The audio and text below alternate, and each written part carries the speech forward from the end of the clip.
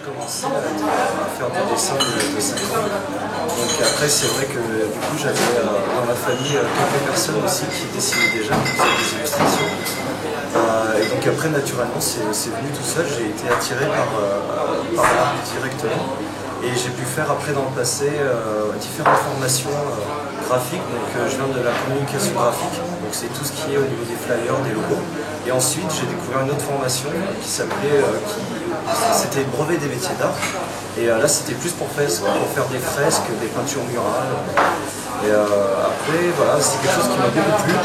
Parce que voilà, c'était plus explicite, je me sentais plus dans mon élément plutôt que sur un ordinateur. Et du coup, après, je me suis mis à mon compte un an après cette formation, même un peu avant, et dans le but de faire promouvoir mes œuvres, de mettre en avant ce qui m'intéressait et de tirer mes inspirations pour les montrer aux gens.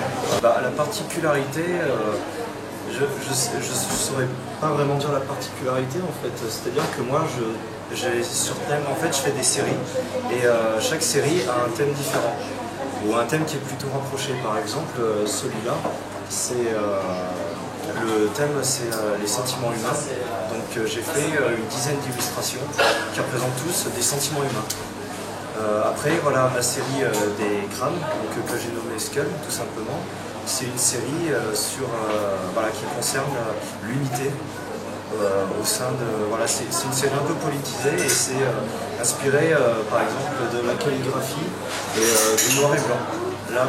Et donc après, au niveau des particularités, c'est vrai que j'essaie vraiment de m'inspirer de tout, mais j'ai vraiment des thèmes précis en fait. C'est ça qui est très important. J'ai commencé du coup cet univers en 2012. Donc toute l'année 2012, en fait, je l'ai consacré à m'entraîner au niveau du dessin, parce que voilà, je partais de rien du tout. Je n'avais pas du tout de technique. Donc je me suis entraîné moi-même et j'ai pu façonner donc, du coup la série Human Feeling, qui était ma première série, donc la série d'illustrations sur les sentiments. Et après en 2013 je me suis lancé en exposition. Donc, je me suis dit voilà, je vais me lancer. Donc j'ai pu aller au Festival d'Avignon et au Festival d'Aurillac, donc dans la rue. Là, je me suis installé dans la rue, voilà, et après voilà, je me suis fait connaître directement dans ce milieu-là. Et je suis déjà très inspiré en fait du milieu de la rue, au milieu du street art et au niveau du punk rock.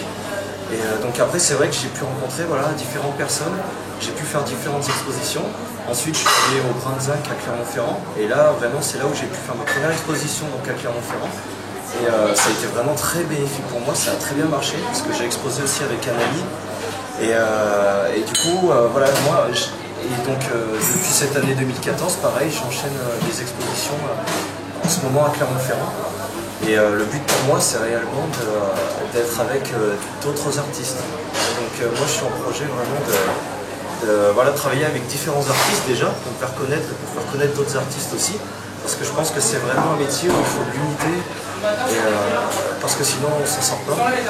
Et après, c'est vrai que dans mon projet futur, j'envisage vraiment d'essayer de m'implanter encore mieux à Clermont, de rencontrer encore un maximum de personnes, de toucher un maximum au niveau de la communication et puis ensuite d'essayer de partir en France. Voilà, ce serait mon but pour l'an prochain. Déjà, il y a le Grain de Zinc, vraiment, qui a pu organiser ma première exposition, donc c'est vrai que je le remercie beaucoup parce que voilà, moi j'y suis allé vraiment à l'improviste, je lui ai dit voilà, est-ce que tu veux faire une expo? Et tout de suite il a fait oui, il n'y a pas de souci, parce que voilà, c'est quelqu'un qui juge, qui est beaucoup au feeling des gens. Au lieu de voir par exemple son travail, il est beaucoup sur est-ce que la personne va être sympathique. Donc c'est vrai que moi je fonctionne aussi pareil et c'est vrai que le Grain de Zinc c'est vraiment un lieu qui m'aura beaucoup formé.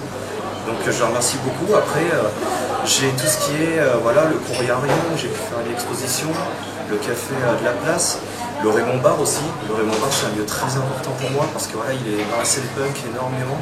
J'ai pu déjà y travailler et puis que ce soit Cousin qui gère aussi les organisations de concerts. Après, j'ai eu le campus des Céseaux aussi, toute la direction de la maison de la vie étudiante, un peu de la fac aussi, un peu du service culturel. Et puis après, à tous mes amis, tous les connaissances aussi qui m'ont apporté beaucoup de contacts et beaucoup de motivation et qui continuent à le faire au jour le jour et ça me fait très plaisir. Et je suis très content parce que voilà, c'était le but. Et donc voilà, je remercie énormément deux gens en fait. Voilà, je pourrais pas tous remercier tellement il y en a.